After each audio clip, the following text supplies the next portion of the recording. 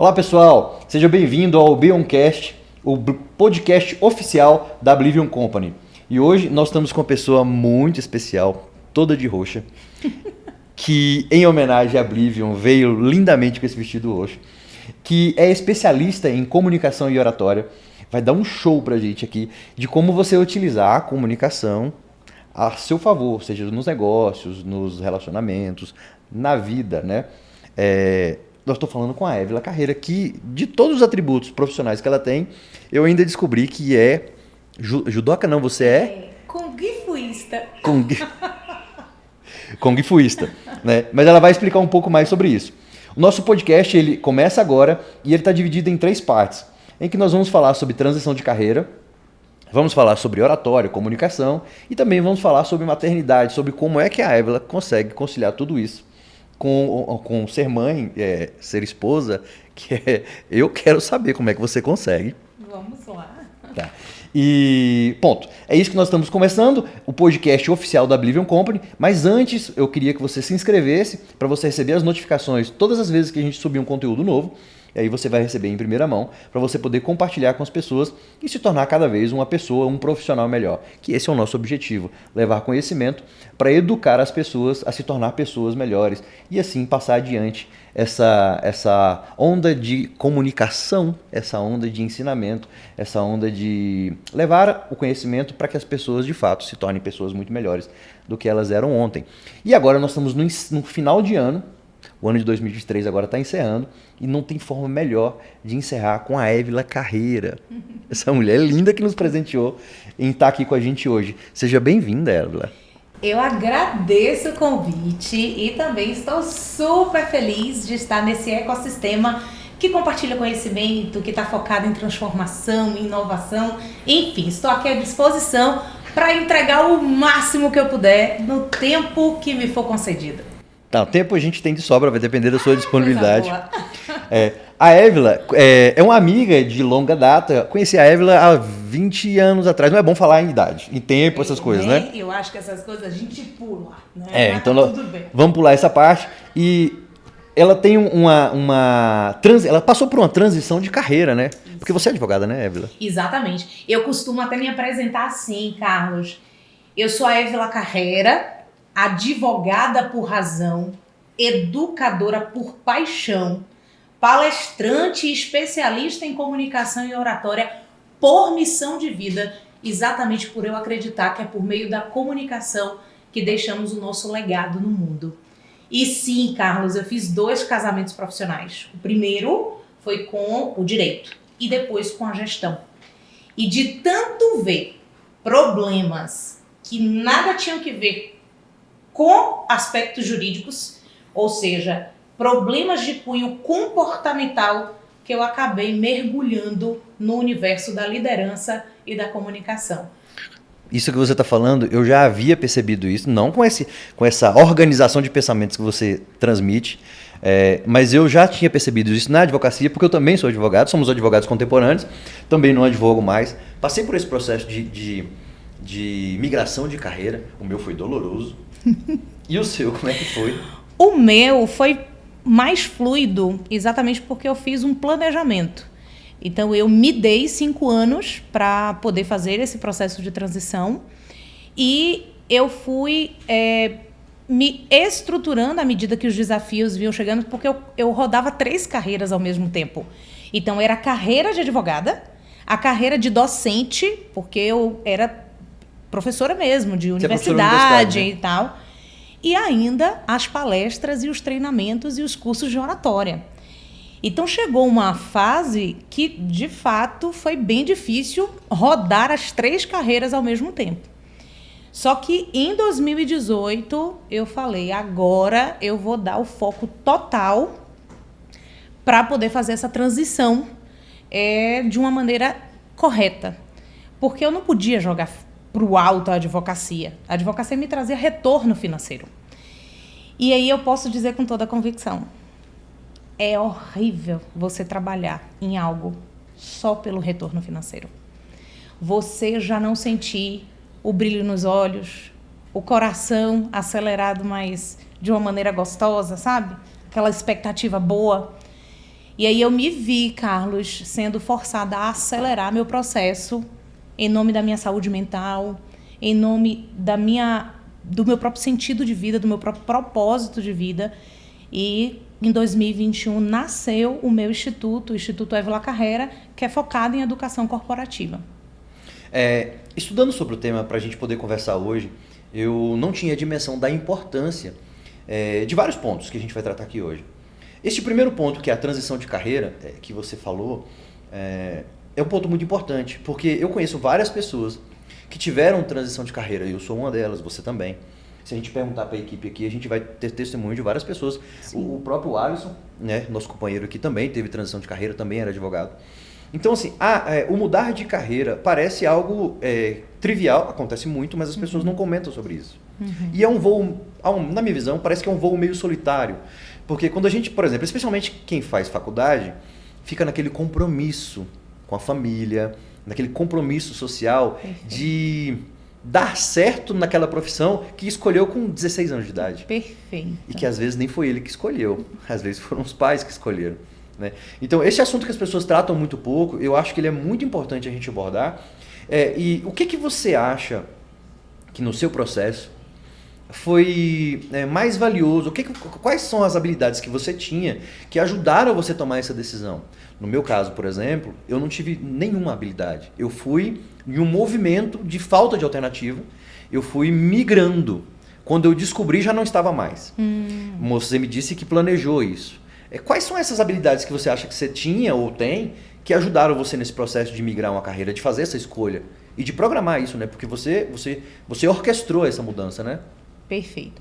Eu acredito que a primeira coisa foi ter muita clareza do que eu queria fazer. Era mais ou menos assim: se Papai do Céu me chamasse hoje, eu estaria realizada? Era isso mesmo que eu acreditava que eu vim fazer aqui? E quando eu vivi uma experiência de quase morte, eu acho que nem meus seguidores sabem dessa história, mas vamos lá. Eu fiz uma viagem a Madrid. E nessa viagem, eu descobri uma gravidez ectópica. Eu fazia uso do DIU e acabei engravidando. E, de fato, eu quase desencarnei.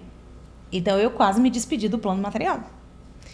E fiz um flashback, porque realmente passa um filme. E quando eu olhei, eu tinha plena convicção de que não era aquela vida pela qual eu queria me despedir deste plano. Eu tinha convicção que não era pela advocacia que eu iria deixar meu legado. Eu tinha certeza que não era.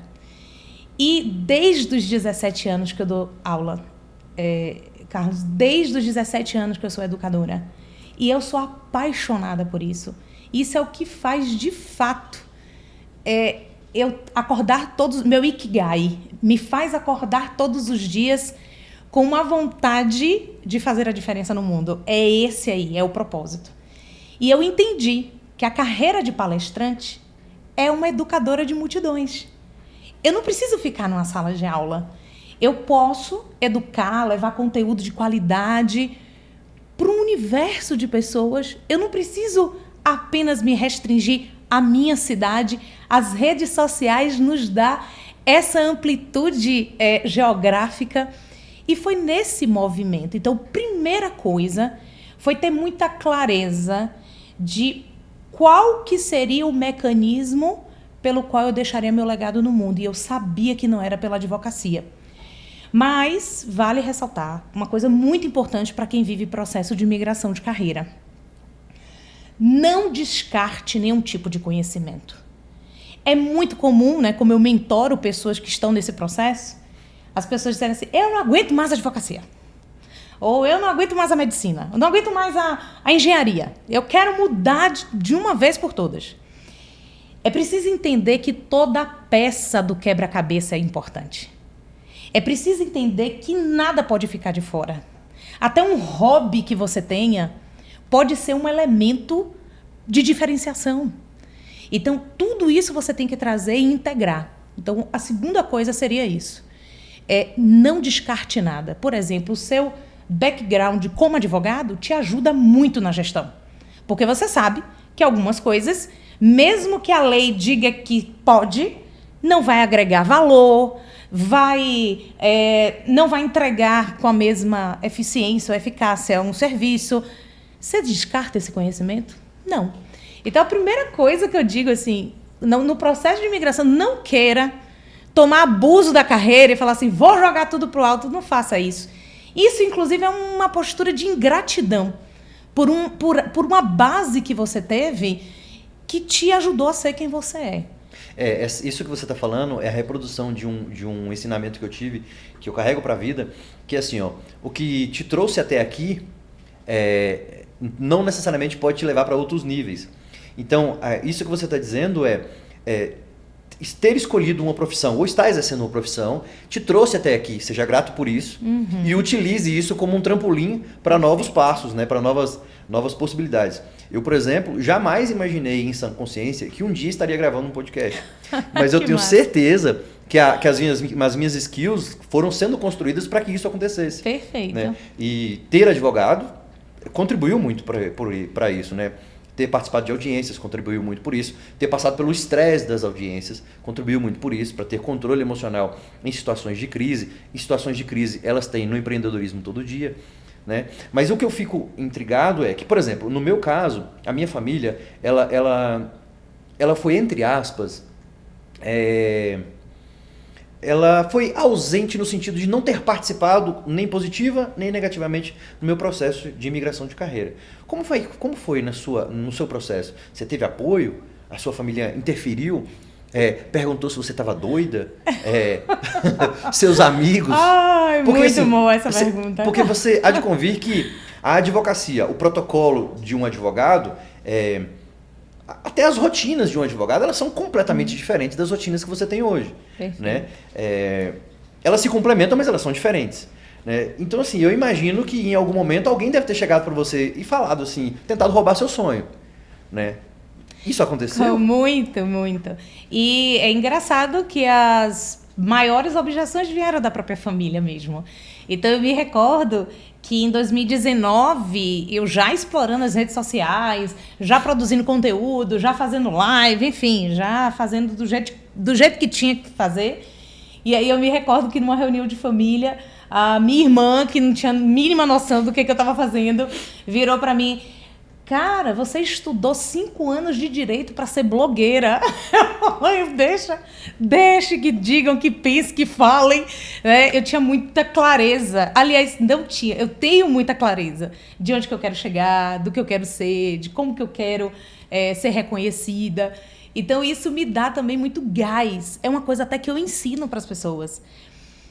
Você tem que ter muita clareza de onde que você quer chegar, por exemplo, quando você finaliza uma apresentação. Quando você fechar a sua boca, o que de fato você quer que aconteça? Isso lhe ajuda a ser estratégico no planejamento, a ter mais objetividade e clareza na comunicação, porque é muito comum a galera do nosso meio querer entregar tudo, sabe? Eu tenho que entregar todo o conhecimento que eu sei, e às vezes acaba se perdendo nas ideias. Mas isso vale também para a vida. A gente também tem que ter muita clareza de onde que a gente quer chegar. E isso vai fortalecendo a gente no caminho. Mesmo que a gente escute piadinhas, as brincadeiras jocosas, que até hoje eu escuto, né? Então a gente releva. Sabe o que eu cresci, ouvindo meu pai dizer que era o seguinte: os ladrões de sonhos. Uhum. O ladrão de sonho, ele é a pessoa mais próxima de você. Porque as pessoas mais próximas de você são as que têm acesso aos seus sonhos mais íntimos, né? São com elas que você compartilha suas dores, suas alegrias. E a gente tem que ficar muito atento, porque como a gente confia tanto nessas pessoas que estão perto da gente, às vezes a gente não percebe essa sutil diferença entre a pessoa te chamar a atenção para um ponto, ou te roubar o sonho, né? Porque é muito tênue. Às vezes a pessoa fala assim, olha, pensa sobre isso. E a conotação dela é pensar sobre isso para te chamar a atenção. E te proteger de uma certa forma. E te proteger, porque se ela é tão próxima de você, em tese, ela se preocupa contigo.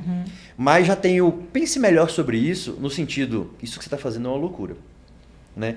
É muito do preparo de quem está nesse processo, de saber interpretar e ter o feeling. Né? O feeling a capacidade que você tem, é muito legal esse negócio do instinto, de você seguir o instinto. Eu vi uma teoria falando sobre o que é o instinto. O instinto é como se fosse é uma retaguarda, como se fosse um balaio. E vamos imaginar que nós tivéssemos um balaio imaginário nas nossas costas e que a gente vai jogando neste balaio todo o acervo de comunicação, de conhecimento que a gente tem desde o nascimento. Uhum. Só que este balaio, esse balaio que poderia ser o nosso estado de subconsciente, ele não exerce juízo de valor sobre essas informações. Então, por exemplo, vamos imaginar que você comece a conviver com pessoas que consomem droga. Você pega essa informação, consumir droga, e joga neste balaio, mas não emite juízo de valor sobre se é certo ou se é errado. Agora vamos imaginar que você vá na igreja, e aí você vê lá uma ação de voluntariado, e você pega essa informação e também joga. Em algum momento, esse acervo de informações que você tem no seu subconsciente, em situações de crise, você é chamado a tomar alguma decisão. Dá-se o nome de feeling, dá-se o nome de instinto, alguns de déjà vu. Mas a ideia não é o nome. A ideia é como é que a gente tem esse processo cognitivo de seguir o instinto. É isso. Se você tem uma retaguarda de conhecimento, de acervo de informações valioso, qualificado, então você vai estar mais preparado para tomar decisões difíceis. Por isso a importância da leitura. Por isso a importância, por exemplo, da ambiência, de você estar cercado de pessoas que te alimente com um acervo de informações para que essas informações te ajudem nos momentos difíceis, como, por exemplo, mudar de carreira. No meu processo de mudança de carreira, eu não tinha um acervo de informações tão apurado assim. Não foi um processo de escolha, como você fez, e eu acho que a grande maioria não escolhe, mas eu acho que é aquele sentimento de incômodo, né? É como se pensasse assim... o pensamento que você fez foi qual? Como é que eu queria? Como é que foi? Como que eu queria deixar meu legado no mundo. Você sabe qual foi o meu? Que depois eu fui ouvir nas palavras do Mário Sérgio Cortella. Ele perguntou assim, eu não pensava exatamente neste roteiro, mas este era o meu pensamento. O tal "se você morrer, que falta faria", eu pensava assim, eu pensava no seguinte sentido: vamos imaginar que eu seja um animal que esteja andando numa superfície de terra, de areia. Será que eu estou deixando marcas? Ou se eu olhar para trás não tem marca alguma? Que é a mesma coisa, se morrer, que falta faria. Uhum. E aí eu descobri que fazendo o que eu estava fazendo, não estava fazendo muita falta se morresse. E meu pai, Évila, ele deu um ensinamento para mim que eu vou compartilhar com você, que eu acho fantástico. Meu pai dizia assim, que a gente trabalha, o nosso ecossistema familiar trabalha com segmento funerário. E aí ele construiu assim a forma de você deixar um legado. Ele dizia: meu filho, um ser humano ele tem 3 alternativas no processo de vivência dele. Ele deixar um bom nome, um mau nome ou um nome nenhum. Deixar um bom nome é como você será lembrado pelas pessoas, como você será eternizado todas as vezes que alguém lembrar seu nome. Uhum. Qual é a recordação que as pessoas têm de você? Deixar um bom nome. Deixar um mau nome, você também será lembrado. Mas você será lembrado pelas coisas ruins que você fez. Pela quantidade de pessoas que você prejudicou, em tese. Se eu falar, por exemplo, Hitler, você vai se lembrar do Hitler e vai vir um sentimento ruim. E você não precisa nem saber o que ele fez. Só a palavra já vai te remeter a um sentimento ruim. E o outro ensinamento dele, a terceira opção, é a opção da indigência. Em que você passa pela vida e quando você morre, na sua lápide sequer tem um nome. Você é identificado por uma sequência de números. É um indigente social. Uhum. E o que ele dizia é que a gente não precisa ser um indigente social somente na lápide, que a gente tem capacidade de ser indigente social se a gente de fato não tornar a nossa vida relevante para as pessoas. Perfeito. Eu acho que ele dizia desta forma o significado de propósito, como você encontrar o propósito. E eu acho que a gente foi mais ou menos nesse mesmo sentido, né? Você com a sua trajetória e eu com a minha. Perfeito, é disso mesmo, é disso que a gente está falando. E aí você entrou na carreira de comunicação, quer dizer, você sempre foi comunicadora dando aula. Aí depois você entrou profissionalmente na carreira de comunicação para ensinar as pessoas. Sim. Na verdade, a comunicação está na minha vida desde os 9 anos de idade com o teatro. Então Você fez curso de teatro? Muito, assim, foram alguns anos, né? Então, eu me lembro que minha mãe me matriculou para ter aulas de piano. Eu não me identificava nem um pouco, atravessava a rua e tinha do outro lado da rua uma escola de teatro. Então, meio que eu ficava babando ali, vendo os exercícios de aquecimento corporal, exercícios de aquecimento vocal, as dinâmicas que eram feitas. Eu ficava encantada com aquilo. Até que ela descobriu que eu estava filando as aulas de piano para fazer as aulas de teatro. E aí, enfim, resolveu me matricular no teatro. E eu fui com o teatro até o ensino médio. O que você falou de família. Eu me recordo meu pai dizendo assim, que eu dizia que eu queria ser atriz. E aí meu pai dizia assim, atriz rima com meretriz. Eu não quero filha minha puta. Então aquilo marcou muito pra mim. E eu bloqueei. Não, atriz não. E aí eu fui pro direito, que era uma área que eu sabia que as minhas habilidades iam ser úteis. Saber se comunicar, saber se expressar, ser expansiva, gostar de ler. Ontem eu estava com um amigo e falando, a filosofia entrou na minha vida com 9 anos de idade. Com 12, eu já tinha lido quase que tudo de Clarice Lispector, Carlos Drummond de Andrade, então a literatura entrou na minha vida muito cedo. E isso tudo me ajudou a ser quem eu me tornei, por exemplo, com 17 anos, professora de língua portuguesa e literatura brasileira, que são matérias extremamente complexas. E se você me perguntar, você já pisou na faculdade de letras? Nunca. Então, tudo isso foram conhecimentos que eu fui adquirindo. E aí, quando eu pisei, Carlos, pela primeira vez na sala de aula, com aquele tablado, com aquele microfone da Madonna, eu falei, daqui eu não saio, daqui ninguém me tira. Eu nasci para isso aqui. Eu me senti tão bem naquele lugar. E aí eu dizia, eu posso ser qualquer outra coisa, e educadora, e professora. E quando eu saí de Salvador, porque eu passei em Direito na Universidade Estadual do Sudoeste da Bahia, então eu fiz meio que um caminho contrário. Eu saí de Salvador, da capital, e vim para o interior. A primeira coisa que eu procurei para poder ganhar dinheiro, me sustentar, foi da banca. Então eu fui professora de reforço escolar, de banca. E comecei com 1 aluno, 2, 3. Quando pensa que não, eu já tinha mais de 60 alunos. Eu falei, bom, agora não dá mais para continuar. E fui procurar colégio para ensinar. Porque eu sabia que aquilo ali era algo muito nato, eu gostava daquilo.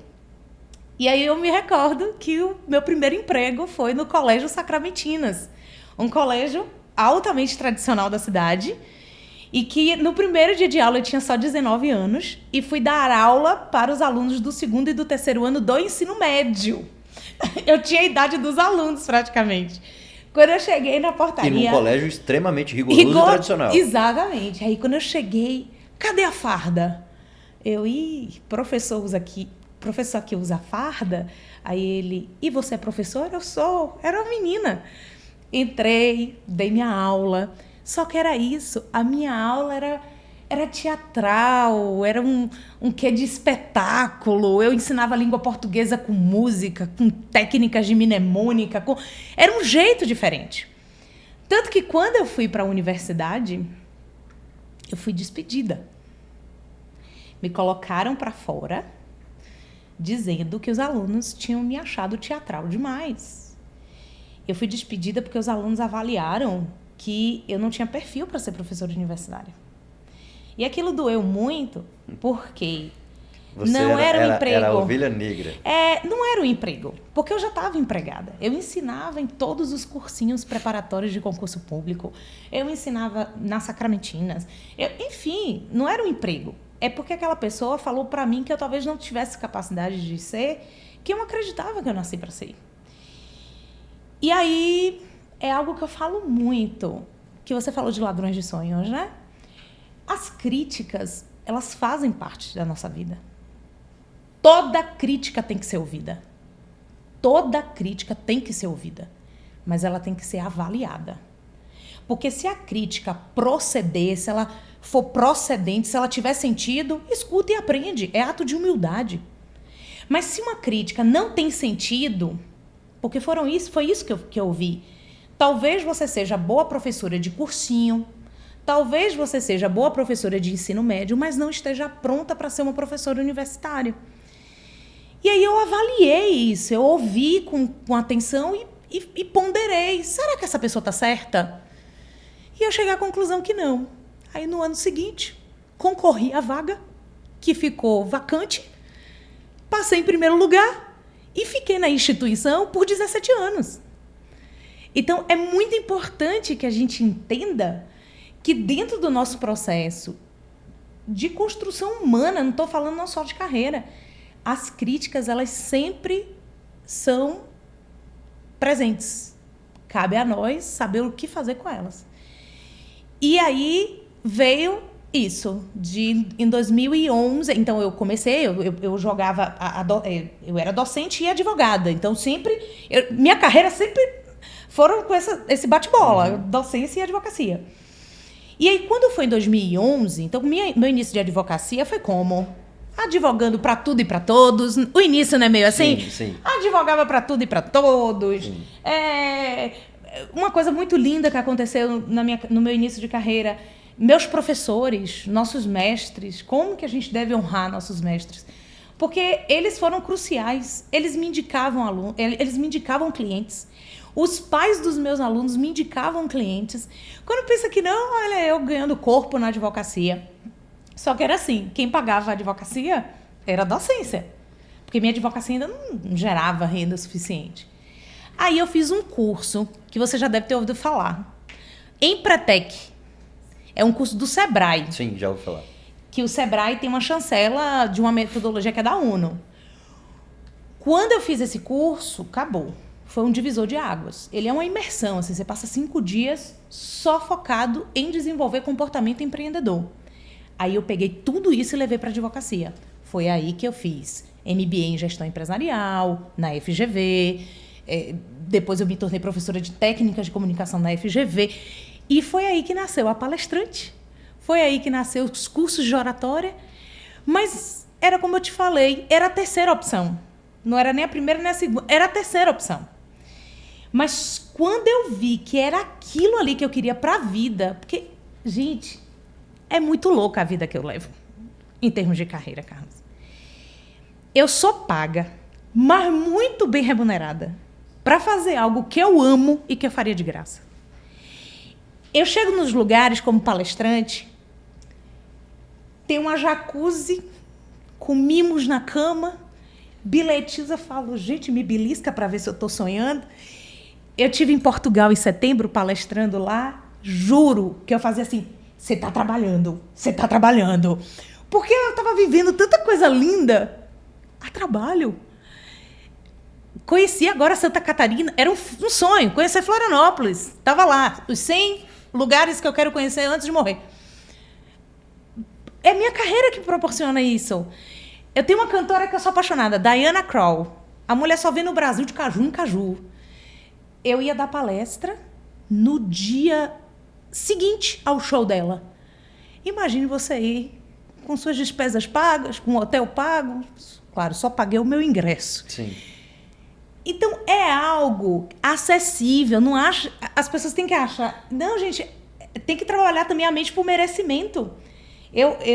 Você acredita na lei da atração? Claro, com certeza. Mas com certeza. Você mentaliza as coisas? Tudo. Então, assim, isso para mim foi muito importante. Porque um conhecimento que você acessa, mas que você não aplica, não vale de nada. Então, para quê? Ler tanto livro, ter acesso, por exemplo, a um podcast como esse, que com certeza deve estar saindo muitos insights para quem está acompanhando aí ao vivo e quem vai assistir a gravação, mas não aplicar, não realmente executar o que a gente orienta, o que a gente indica de caminho. Então, para mim, Carlos, o processo foi esse, né? De ter muita clareza, ouvir as críticas, mas ponderar. Eu sou blogueirinha mesmo? Não sou. Eu estou fazendo coisa séria aqui. Quem entra no meu Instagram só vê conteúdo de alto valor, não vê dancinha, não vê modinha. Uhum. Então, assim, escuta e segue. E antigamente, quando surgiu, com o surgimento da internet, especialmente das redes sociais, eles utilizavam esse termo blogueirinha de forma pejorativa, né? Hoje eu acho que nem usa mais esse termo. Hoje, aí depois migraram de blogueiro para influencer.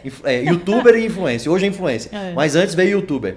Né? E na verdade as pessoas não conseguiram entender que as redes sociais, elas não são mais aquilo que elas foram criadas. Perfeito. As redes sociais hoje, elas são canais de distribuição de um produto, de um serviço, de um valor, né? Do seu legado. O seu legado, você utiliza as redes sociais para fazer ele chegar em mais pessoas. É um canal de distribuição. Agora, é lógico, você pode utilizar desta ferramenta de forma valiosa ou não tão valiosa assim, é uma questão de escolha. Eu digo estratégica ou não estratégica. E tem uma coisa das redes sociais, porque isso tem tudo a ver com carreira. As nossas redes sociais é um portfólio a céu aberto. Hoje ninguém fala assim, toma aqui meu cartão de visita. Ninguém fala assim, qual é seu arroba? Como é que eu te encontro nas redes sociais? Então é um portfólio a céu aberto. As pessoas que não cuidam das suas redes sociais estão deixando de ganhar dinheiro, estão deixando de ter grandes oportunidades. E aí o que acontece? Mas tem que saber usar com estratégia. Você, por exemplo, precisa comunicar seus valores nas redes sociais. É muito comum, né, Carlos, as pessoas acharem assim, não, eu só tenho que comunicar coisas profissionais. Só pode ser card, né? Um videozinho bem técnico. Não, pessoas... É muito clichê o que eu vou falar, mas é muito sério. Pessoas gostam de pessoas. Elas querem ver pessoas. E aí, alguns acreditam que não podem postar nada da sua vida pessoal, que não devem comunicar o seu manifesto. Por que você faz o que você faz? O que de fato você deseja fazendo aquilo? E eu ainda digo o seguinte, compartilhar seus conhecimentos é um ato de solidariedade. Quando você abre a câmera e grava um vídeo e compartilha a sua experiência e compartilha o que você sabe, isso é ato de solidariedade. Aquele conteúdo pode fazer a diferença na vida de uma pessoa, porque você não sabe quem. Sempre existe uma pessoa do lado de lá, ávido por aquele conhecimento que você às vezes se nega em dar. E você pode transformar a vida das pessoas. Isso que você está falando, eu passei por esse processo de transformação também, de compreender justamente isso. Qual que é o maior diferencial que as pessoas têm? Elas são únicas. Né? Somos absolutamente únicos. Então, por exemplo, como nós começamos a aplicar nos nossos negócios, nas empresas, o chamado marketing de diferenciação do Pedro Superti, como é que eu me diferencio no universo de pessoas que eu tenho? Como é que eu me comunico? Como é que eu levo ao maior número de pessoas o conhecimento sobre o que eu faço? Sendo autêntico, sendo verdadeiro. Lógico, se você puder aplicar método, se você puder ter uma cronologia, uma metodologia, uma organização disso, fica mais bonito, fica mais estético, vamos dizer assim. Mas o que não quer dizer que se você não dominar nenhum tipo de estética, nenhum tipo de protocolo, o que não quer dizer que você não faça, não deva ser feito. Né? Levar essa comunicação do que você acredita para as pessoas, eu acho que, se eu pudesse dizer, no mundo dos negócios especialmente, é o grande segredo da coisa.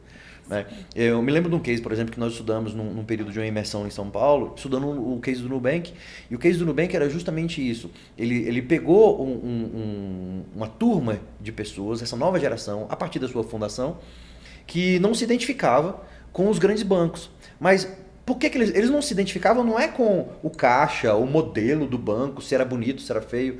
Eles não se identificavam com o conceito. Algo intrínseco, né? Aquele sistema bancário engessado, todo protocolar. E aí o Nubank vem quebrando uma série de protocolos e conversando, comunicando isso com o público-alvo, que é a próxima geração. E hoje, até meu filho, que tem 10 anos, tem uma conta no Nubank. Né? Então, assim, olha para você ver a importância de você comunicar a sua visão de mundo. Né? Lógico, o Nubank faz isso com estratégia e muito recurso, mas qualquer pessoa hoje pode fazer, ainda que não tenha um telefone, mas um celular para poder se comunicar com várias pessoas, você pode fazer isso com a sua comunidade, você pode fazer isso na sua família, você pode fazer isso com o marido, com a mulher, com os filhos. Aliás, eu acho que o primeiro exercício de você comunicar o que você acredita, qual a sua visão de mundo, com os seus, né? Com os seus filhos. Né? Ensinar eles, inclusive, qual é a visão de mundo que eles têm. Nós conversamos agora há pouco e meu pai me dizia qual era a visão de mundo que ele tinha no processo de educação. Né? Agora, as redes sociais, elas permitem que a gente faça isso com mais pessoas. Perfeito. E transforme a vida das pessoas. No processo de descoberta de como aplicar o meu legado nos negócios da funerária, por exemplo, eu sintetizei o que a gente faz da seguinte forma. Nós, que temos empresas do segmento funerário, temos um papel fundamental, que é ensinar as pessoas que elas não precisam esperar perder um parente para dizer a elas o quanto elas são importantes. Então perceba que a gente utiliza uma empresa que é do segmento fúnebre, que não é um assunto palatável para as pessoas, ninguém gosta de falar sobre esses assuntos, mas você ressignifica isso e busca no sentido mais profundo. Por que eu faço isso? A pergunta do porquê do Simon Sinek. Isso. Por que eu faço isso? Então, eu descobri que eu fazia aquilo porque, na verdade, a soma das experiências que eu tive desde a minha memória mais recente, mais antiga, de 8 anos, é que eu acreditava firmemente que a gente tinha que ensinar para as pessoas que você não precisa daquelas últimas 24 horas, que é o processo de despedida, né? Dura 24 horas. Você não precisa esperar essas 24 horas para você dizer para as pessoas que estão próximas de você o quanto elas são importantes. E quando a gente deixa por displicência para essas últimas 24 horas, você corre um sério risco de desencadear um complexo de emoções, de depressão, de sentimentos ruins que você pode evitar. E eu percebo que você utiliza essa mesma técnica, só que ensinando as pessoas a se comunicar, né? É que você não precisa sofrer se você tiver um processo organizado de comunicação. Exatamente. E aí você trata muito bem sobre a comunicação não violenta. Não é isso? Como é que é esse processo de comunicação não violenta? Como é que é ensinar para as pessoas a se comunicar melhor? Como é que funciona isso? O que é se comunicar melhor de forma não violenta? Eu vou dar só um passinho para trás para chegar nessa resposta. Para mim, a comunicação é essa ferramenta que faz com que você alcance os seus resultados. Não importa em que momento da sua carreira você está, não importa o que você queira fazer da sua vida, qual legado você tenha, você vai precisar saber se comunicar. Então, eu tenho muita clareza sobre a importância da comunicação. E uma coisa que eu acredito é que a qualidade da comunicação interfere na qualidade dos relacionamentos. Quanto mais a gente sabe se comunicar, melhor são os nossos relacionamentos. E eu já fazia isso de uma maneira intuitiva. Em que aspecto que vinha a intuição? Porque eu sabia que se uma pessoa, por exemplo, planejasse o que ela iria falar, ela chegaria mais rápido ao objetivo dela, ela evitaria palavras mal ditas, palavras inapropriadas, e isso, obviamente, repercutiria em vários aspectos da vida. Nas vendas, nos negócios, na liderança, nas relações familiares. Só que em 2019, através de uma mentora, eu conheci a comunicação não violenta. Sabe aquela história mão na luva? Sabe aquela história que você já tem toda a base, você só precisava de uma fundamentação científica, respaldar ela? Pronto. Quando eu comecei a estudar a comunicação não violenta, a desenvolver pesquisas na área de CNV, eu falei, como que eu não conhecia isso antes? E eu percebia que na advocacia, porque ainda estava advogando... Só existe comunicação violenta. Eu advogava para quem, Carlos? Para empresários. Eu lidava diretamente com os líderes da empresa, com os donos. E aí chegavam muitas demandas. Problemas que eu via que não seria o Código Civil que iria me dar solução. Todo o arcabouço jurídico está feito para contenda, para comunicação violenta. Exatamente. E foi um diferencial na minha advocacia, exatamente, buscar... Eu fiz muito curso de negociação, conciliação, fiz cursos fora do país de negociação, exatamente porque eu não queria nem levar para o judiciário.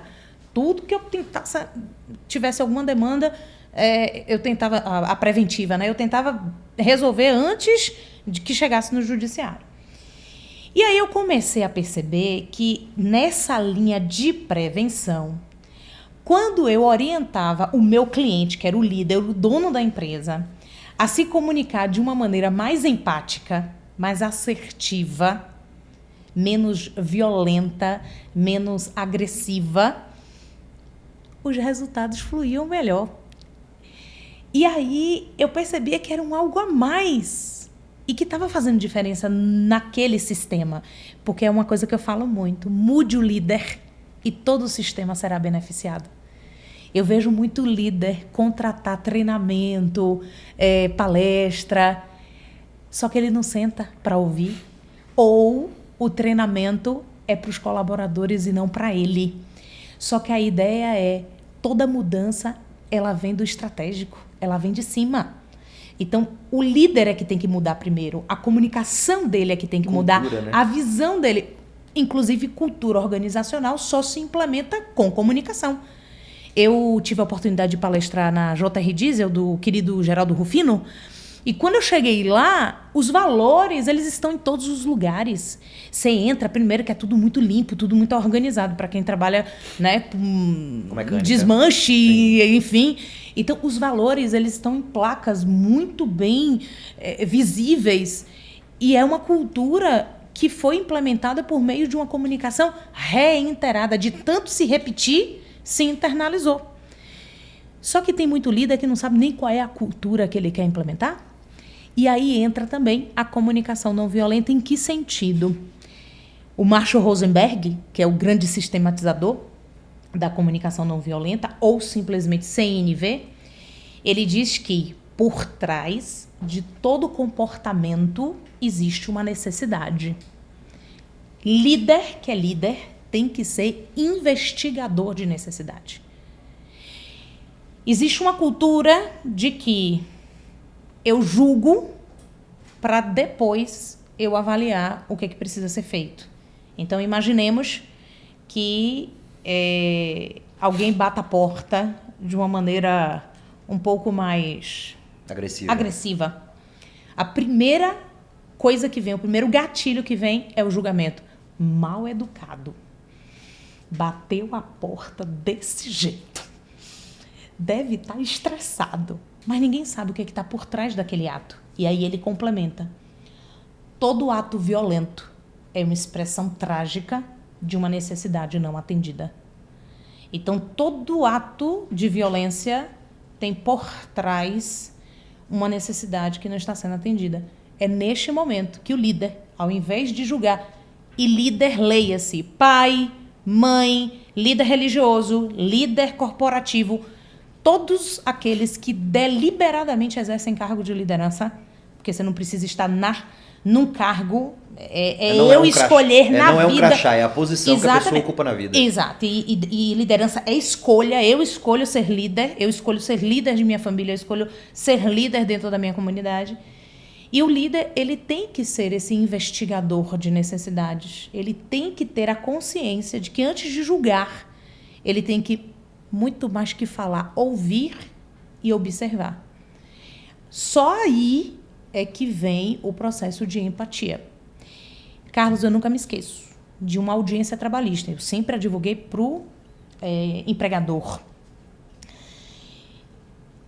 O colaborador sentou na cadeira e quando o juiz foi começar a fazer as perguntas, eu só coloquei ele na justiça porque ele nunca parou para me ouvir. Sério isso? Eu só coloquei ele na justiça. Eu tô falando justiça bonitinho, mas você sabe como é que fala lá fora, né? Eu só coloquei ele na justiça porque ele nunca parou para me ouvir. No fundo, as pessoas querem se sentir pertencentes. Elas querem ser ouvidas. Elas querem que as opiniões delas tenham valor dentro da corporação. Nossa, tudo agora. Jesus amado. E aí o Rubem Alves diz assim, tem tanto curso de oratória, devia ter um de escutatória. E é isso que está faltando. É gente falando demais e escutando de menos. Mas não é tão simples assim, né? Agora é o elemento sabotador. Para a gente desenvolver essas skills, essas habilidades, a gente tem que ter um acervo de conhecimento para poder se permitir a isso, né? Nós já estamos com quanto tempo de gravação? Nem, né? Pode? Aqui, esse assunto aqui rende. Estou com a equipe aqui dando suporte. Hã? Pode continuar. Aqui vai. Então, a Évila, eu vou explorar a Évila no que eu puder aqui de conhecimento. Fica à vontade. Então, para a gente desenvolver essas skills, essas habilidades, para a gente ter esse desconfiômetro de que precisa se tornar uma pessoa melhor, de que precisa estudar. Porque não foi todo mundo que fez um curso, por exemplo, como você. Não foi todo mundo que teve oportunidade no teatro.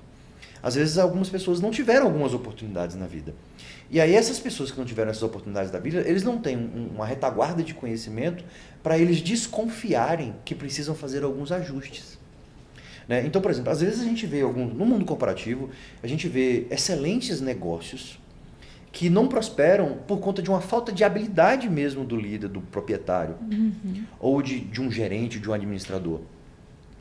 E aí, quando você vai conversar com essas pessoas, e a gente tem alguns trabalhos de mentoria, de conversar com as pessoas, para poder tentar torná-las melhor profissional, só que aquelas pessoas não têm um acervo de conhecimento para compreender o que a gente fala. E aí é como se você estivesse conversando com a parede, ou você falando em inglês e a pessoa em português.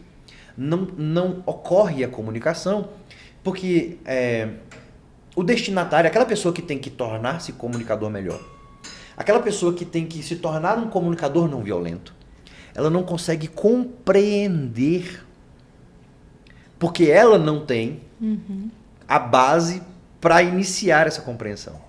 Como é que você lida com isso?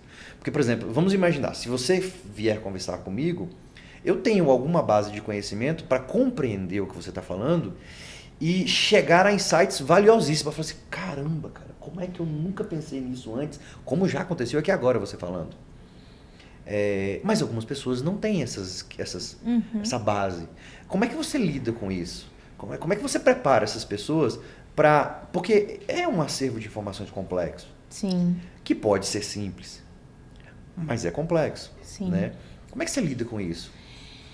Carlos, primeiro que eu acredito que ninguém nos ensinou, e dentro do nosso processo de formação não tem isso, ninguém não nos ensinou a ser líderes, ninguém nos ensinou a nos comunicar. A gente não teve essa matéria na nossa formação básica ou no nosso ensino médio, quiçá na faculdade, onde pelo menos na faculdade deveria. São conhecimentos que a gente tem que buscar. E normalmente as pessoas só buscam na dor. É quando a dor chega, por exemplo, perder um colaborador muito bom, aí o líder fala, ou, como eu vejo muito, perder um casamento, ou perder o respeito com o filho. Então, quando chega nesse ponto, é que uma água? Fazer eu uma água observo... pra você? Ah, ótimo. Peraí, viu, gente? Parada pra água aqui. Nosso tá chegando assistente. novas águas. Obrigada, querido, obrigada. Bebo muita água, muita água. Já pode encher o outro copo, então. Então, como você dizia, quando chega nesse ponto da dor... Aí normalmente as pessoas, elas recorrem à busca desses conhecimentos. E aí você me fala assim, mas Évila, tem pessoas que nem sabem que têm problemas. Por isso que programas como esse, o trabalho que você faz, o trabalho que eu faço, o trabalho que seu time faz é tão importante. Porque a gente leva consciência para elas. Então, quando eu palestro para 300, 600, 1000 pessoas, eu tenho certeza que eu estou deixando uma semente ali e que aquela semente vai germinar em algum coração. Sabe aquela parábola do semeador? Sim.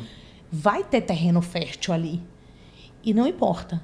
Se vingar em já foi feita a diferença no mundo. É porque algumas pessoas podem não ser destinatários da sua mensagem, Exatamente. Né? Por exemplo, dentro da minha família. Irmãs, mãe, pai, não fazem ideia nem do que eu faço direito. No sentido de qual é a profundidade do trabalho que eu faço. O nível de transformação que eu gero. Por quê? Porque talvez naquele ambiente ainda não esteja preparado para que essa semente floresça. Em contrapartida, eu tenho encontrado muitos terrenos férteis pelo Brasil afora em que essa semente tem germinado e tem gerado lindos frutos. Então, a gente tem que entender que cada um tem seu processo. Não adianta eu vendo aqui a Larissa e falar assim, não, Larissa, porque você tem... Não adianta. É dentro do processo evolutivo dela, ela vai entender quando é chegado o momento de acessar outros saberes, outros conteúdos, aumentar esse balaio de que você mencionou. Porque vai ter uma hora que coisas vão ter que sair desse balaio, Sim. outras vão ter que entrar para que essa pessoa consiga chegar em outros patamares, tanto na carreira quanto na vida pessoal. Então, eu acho que faz um pouco o processo da jornada de cada um mesmo. Tá. E aí, neste processo de você ter transitado de carreira, se transformado numa pessoa que transforma as vidas através da comunicação, ensinando as pessoas a se comunicar melhor. Aí você tem uma vida pessoal. Né? Como é que você está lidando com isso? Porque existe uma ausência física, entre aspas. Se bem que eu acho que a ausência física ela pouco importa, porque, por exemplo, meu pai é falecido. Meu pai morava dentro de casa, mas ele era um pai, ele era fisicamente presente, mas relativamente ausente. Emocionalmente, digamos assim. Digamos assim, ausente. Então, essa questão física, ela pouco importa. Você pode não estar aqui, mas ser absolutamente presente. Mas como é que você sente isso? Porque existe uma cobrança de mulher ficar dentro de casa com o marido, com o filho. Tem uma cobrança, não tem? Tem. Tem uma cobrança sua mesmo? Com certeza. E a minha eu acho que é a pior de todas. A autocobrança tem uma comunicação que eu ensino, que é a comunicação intrapessoal, né? Que é o self-talk. E um dos padrões de self-talk é a comunicação autoexigente. Então não precisa ninguém estar cobrando a gente, não. A gente mesmo já tá dando... Né, Só as vozes. A gente mesmo já tá botando sarrafo lá em cima. Faz parte. Sim. Então o que acontece? Por exemplo, quando eu casei, já foi algo negociado. Que eu não seria, entre aspas, dona de casa. Em que sentido? Porque eu sou uma exímia dona de casa. Mas eu sou uma gestora da minha casa. É diferente. Então, já foi algo negociado. Eu não lavo, eu não passo, mas vamos ter funcionário para fazer isso. E isso tem também a ver com produtividade. Porque o tempo que eu estou fazendo isso, eu já não foco naquilo que me interessa. Então, tudo certo, combinado. Então, não tem cobrança. Não tem cobrança. Porque foi algo consensuado. E aí a maternidade é algo que sempre fez parte dos meus planos. Para mim não existia uma possibilidade de não ser mãe. Era algo que eu queria desde criança, experimentar a maternidade. Tanto que a maternidade, a perda dos meus 2 primeiros filhos, que eu perdi 2 bebês antes de ter o Juan Davi, que é meu primogênito, me levou a uma mudança de mindset, de visão estratégica de vida muito importante. Minha vida era pagar boleto. Minha vida era uma vida de pagar boleto. Era uma vida de pagar conta. E eu entendi, eu falei, rapaz, perdi 2 bebês. Qual é a mensagem que o universo está mandando? Simples assim, não cabe filho nessa vida que você leva. Você fez essa leitura? Claro. Advogava em 20 comarcas, lecionava em 9 instituições de ensino, já ultrapassava 120 quilos, não fazia atividade física, não me alimentava direito, não dormia direito, trabalhava de domingo a domingo. Eu falei, onde é que cabe filho nessa vida? Não cabe. E aí eu reestruturei minha vida toda para que no final de 2011 eu engravidasse e viesse em 1º de setembro de 2012 o meu sol de primavera, Juan Davi. E aí... maternidade é algo que eu não negocio. Então, para mim, nem passava pela minha cabeça esse negócio de não ser mãe não existia isso. Porque, como eu já tinha experimentado a dor de sequer ter o filho, então pense numa mãe que rola no chão, que brinca, que educa, adora assistir desenho animado, adora assistir os Vingadores e tudo da DC e tudo da Marvel, porque é ali que eu educo. É ali que eu extraio lições de liderança, é ali que eu comento, é ali que eu converso. Educação é uma questão de oportunidade. É você ter oportunidade para educar. E aí é muito leve esse processo. Aí no dia 5 de agosto de 2015 vem Minha Vida Maria. Pensa no nome apropriado, Vida. Pensa na menina cheia de vida. Vida Maria é um sol. É um sol. Onde ela chega, ela ilumina. Não tem como não ser notada. Não tem. É toda expansiva, é toda articulada. E aí foi um dos meus maiores desafios. Muito parecida comigo. E aí vem os choques. Sabe onde eu mais aplico CNV, Carlos? Dentro de casa. É onde eu mais aplico a CNV. Nos meus relacionamentos mais preciosos. Com o meu time, eu não tenho muitos problemas. E tem uma coisa da cultura da minha empresa que é necessidades na mesa. Necessidades na mesa. Eu não tenho que adivinhar o que você está pensando. Eu não tenho que adivinhar por que Larissa está me olhando com um olhar diferente. Por que Yuri não me respondeu naquele e-mail? Eu não tenho que ficar especulando. Necessidades na mesa. A gente coloca na mesa. Eu achei que você demorou de me responder. Está acontecendo algum problema? Não. É porque eu estava com o celular descarregado e não consegui. Não tem esse negócio de, gente, eu acho que... Isso também é dentro de casa. Então, uma das coisas que me ajuda muito como mãe é que, primeiro, eu não abro mão de ser líder deles e, como uma boa líder, eu sou também uma boa educadora. Então, eu tenho certeza que eu estou cumprindo muito bem o meu papel, criando seres humanos que vão fazer a diferença no mundo. É essa a minha visão. Você contando, eu fico imaginando você em casa. Amigo, no processo. É loucura. É loucura. E você tem que ter um marido também que ajuda, né? Que compreende, que entra nessa, né? Porque é um universo. Evelyn, deixa eu te fazer uma pergunta que eu acho, ela nem estava aqui, mas você falando, uma das coisas que mais me ajudou em todos os momentos difíceis que eu já passei, porque passamos todos, foi a compreensão da capacidade que a gente tem de resolver problemas através da inteligência emocional. Você falando, eu vejo que você tem um exercício do controle emocional. Porque é um exercício. Eu descobri isso, eu não sabia que era. É um esforço cognitivo. Exato, só que eu não sabia que era assim. Quando eu não sabia como funcionava o processo químico, biológico, que desperta as emoções, por que eu fico com raiva? Aquele famoso 10 segundos que você tem que dar para o seu organismo para processar a informação, eu não sabia como funcionava isso. Uhum. E por não saber, eu não dava o tempo, eu não criava a oportunidade para que meu organismo fizesse a leitura das emoções e desse tempo para processar a melhor resposta. Quando eu descobri na pandemia, através do livro Inteligência Emocional, do, salvo engano, Daniel Goleman, e aí eu compreendi como funciona o processo. Depois que eu compreendi, eu comecei a desenvolver técnicas para sempre estar diligente no controle das minhas emoções. Situações de estresse, situações de conflito, situações de êxtase, de felicidade.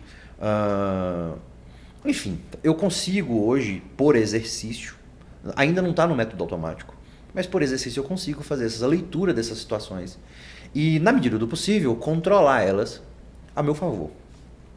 Você faz isso? Porque na leitura das suas palavras, eu percebo que você faz isso. Porque o seu mundo, pelo que você conta e pelo que eu vi e estudei sobre você, ele exige muito de você um controle das emoções. Sim, o tempo inteiro. E como é que você lida com isso? Você tem aquele momento de porque mulher tem choque de emoções. Está aqui Larissa, que é emoção de manhã de um dia, de tarde de outro, né? Então, assim, a mulher mais do que os homens, um pouco mais, acho que por questão de organismo mesmo e coisa de hormônio e tal, a mulher ela tem oscilações de emoção que ela não controla. Uhum. Né? Você não tem como escolher não ter uma TPM. Você não tem como escolher isso. Agora você tem como escolher o que você faz com isso. Exatamente. Né? Como é que você lida com essas emoções? Pronto, já que você evocou o próprio doutrinador, né, da inteligência emocional, todas as emoções elas são neutras. Tudo vai depender do que você faz com elas. Por exemplo, a raiva. A raiva é uma emoção extremamente importante. A raiva é uma energia de avanço. Quem souber trabalhar bem a raiva, começa a fazer grandes mudanças. O problema é que a gente julga as emoções.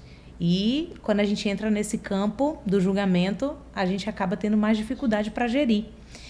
E quando você me pergunta, Evelyn, você faz gestão das emoções? Faço. Também eu me valho de outros recursos para manter esse equilíbrio emocional, como, por exemplo, yoga, meditação. Isso faz parte da minha rotina de vida. O taekwondo. É taekwondo? Kung Fu. Kung Fu. O Kung Fu, ele já é aquela energia de liberação. Sempre fiz artes marciais. Judô, Hapkido, Muay Thai, boxe. Minha casa tem um saco de pancada. Todos os dois Tá filhos... explicado como é que você lida com suas emoções. Meus dois filhos têm luvinha de boxe. Eu tenho também. A gente descarrega ali porque é uma energia mecânica. Isso funciona de verdade. Exatamente para que a gente não vá boxear ou ferir as pessoas. Através das palavras, inclusive. Exatamente. Então, Evelyn, você faz gestão das emoções? Faço. Mas, Carlos, quem te disse que eu consigo manter sempre esse equilíbrio? De jeito nenhum. Existe ainda sombras, existe ainda muita coisa a ser desenvolvida, muita coisa a ser trabalhada e integrada. Só que eu compreendi isso, que não é negar, não é fingir que não tem, não é bancar boa moça ou bom moço, não é isso que vai fazer a diferença. É você acolher e entender o que aquilo vai contribuir para que você se torne melhor a cada dia. O próprio Marshall Rosenberg diz: para aplicar a CNV é necessário fazer um esforço cognitivo. A gente precisa se esforçar, porque a gente não foi educado nessa comunicação empática. Nossa comunicação é violenta, nosso universo é da competitividade, que vença o melhor, que vença o mais forte. A gente agora que está ouvindo falar de cooperação, colaboração, empatia, né? Porque eram coisas que não faziam.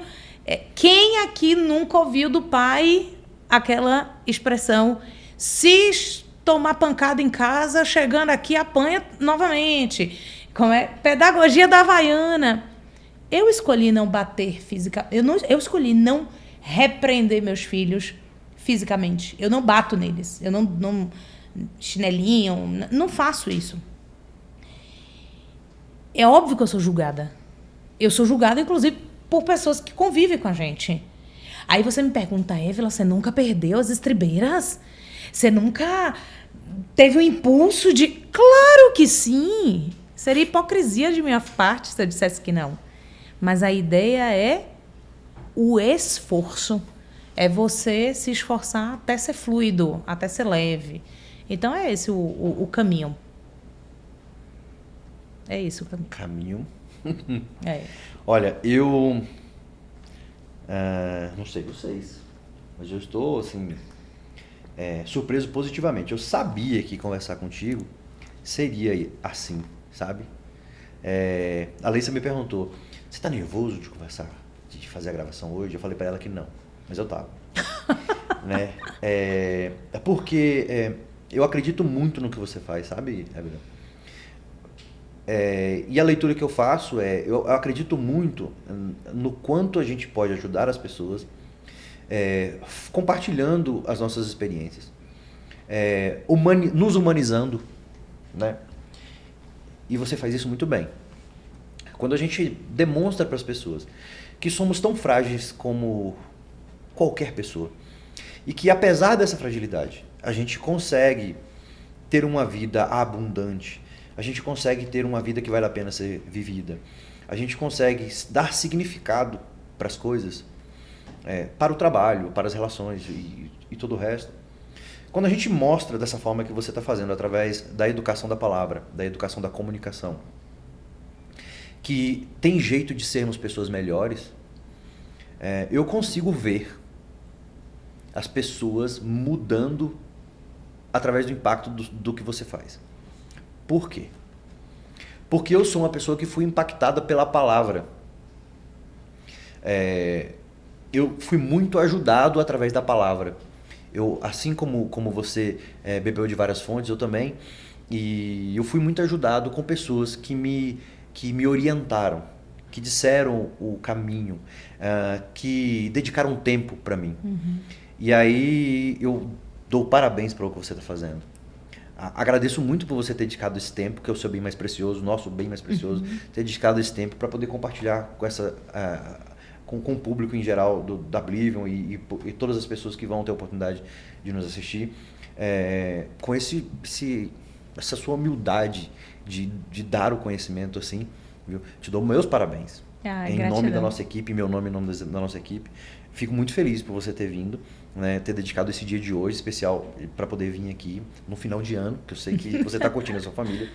Né, e eu queria que você desse suas palavras finais para essas pessoas que estão nos assistindo, que já estão, sei lá, eu não sei nem mais o que dizer, assim, né? mas diga aí suas considerações finais, sei lá, sobre isso que a gente conversou. Qual é a mensagem que você quer deixar, já que a gente está encerrando o ano de 2023? O conhecimento, ele sempre foi associado à luz. Tanto que um movimento que aconteceu no início do século XIX era chamado iluminismo, que era exatamente o retorno de um olhar sobre a racionalidade, né, sobre a ciência e sobre o universo do conhecimento. E luz, ela só ilumina se estiver no lugar certo. Colocar um alqueire debaixo de uma mesa não vai iluminar. Então, o que eu quero deixar de mensagem é que as pessoas, elas, de fato, se comprometam a iluminar outras tantas pessoas por meio dos seus conhecimentos. Que elas, de fato, compartilhem o que sabem, as experiências que têm e que o façam da melhor maneira. E desejo também que iniciativas como esse podcast, como essa empresa, vingue, prospere e possa chegar ao maior número de pessoas, porque o que foi produzido aqui foi luz. Aqui teve muitos insights que eu tenho certeza de que quem consumir, de quem acessar, vai ter um caminho muito mais clareado. Então a ideia é essa, que sejamos luz na vida das pessoas por meio dos nossos saberes, por meio da nossa essência, por meio dos nossos conhecimentos. E que você, assim como todos da sua equipe, continue a iluminar o caminho de outras tantas pessoas. Obrigado pela mensagem. Gratidão. Para vocês que acompanharam até agora, eu acho que vocês devem estar tão arrepiados quanto eu.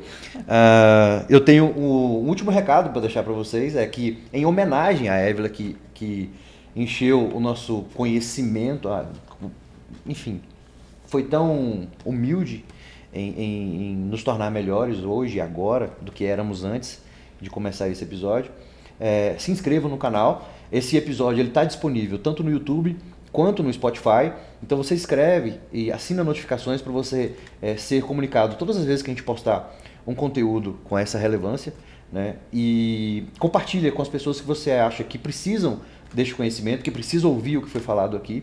E nosso novo episódio, nosso próximo episódio, ele vai ser gravado na semana que vem e lá você vai receber as notificações. Évila, mais uma vez, muitíssimo obrigado. Gratidão. Você percebeu que eu perdi até o rumo da palavra no final agora, né? Eu fiquei meio engasgado. É sério, não, e é autêntico. Gratidão. Não, é muito autêntico. Eu perdi... Durante a gravação, no começo aqui, tava beleza. No final aqui, eu tô meio... Sabe por quê? Porque eu tô emocionado. Ai, que bom. Viu? Tô emocionado. Então cumpri a missão. Tô emocionado. É isso aí, pessoal. Vocês que acompanharam de casa, vocês que acompanharam no Spotify e no YouTube, muito obrigado. E aguardem nossos próximos episódios. Sigam a Évila no Instagram. Qual o Instagram, Évila? Évila Carreira Palestrante. Pronto, siga no Instagram. Tem Instagram, tem YouTube também? Sim, tudo Évila Carreira Palestrante. Évila Cabelo. YouTube, TikTok, tá? LinkedIn, tá em todas as redes. Então é isso. Siga lá nas redes sociais, curte, compartilha e deixa lá uma mensagem de quais foram os insights que vocês tiveram deste podcast fantástico de final de ano. Forte abraço, pessoal. Obrigado, um beijo. Tchauzinho. Gratidão. Tchau.